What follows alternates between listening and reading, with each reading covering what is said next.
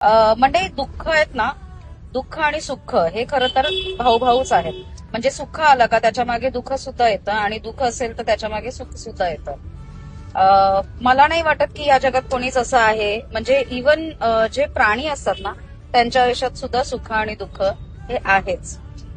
म्हणजे स्वामी असं म्हणतात की म्हणजे ना आपल्याला बघा बऱ्याच अशी लोक मिळतात आपल्या आयुष्यात जी आपल्याला खूप दुःख देतात आणि आपल्याला त्यांच्यामुळे खूप त्रास होतो आणि आपण ते दुःख भोगतो. म्हणजे जे काही आपल्या वाट्याला येत असेल ना, आपण स्वामींचं नाव घेतो आणि ते म्हणजे एकदम शांतपणे स्वामींचा जप करत आपण ते भोगून जातो. स्वामी या बाबतीत असं म्हणतात की दुःख भोगणारा जो व्यक्ती आहे ना, तो पुढे जाऊन कुठे ना कुठे सुख तर बघतोच, पण दुःख देणारा जो व्यक्ती आहे ना, त्याला कधीच सुख नशिबी होत नाही.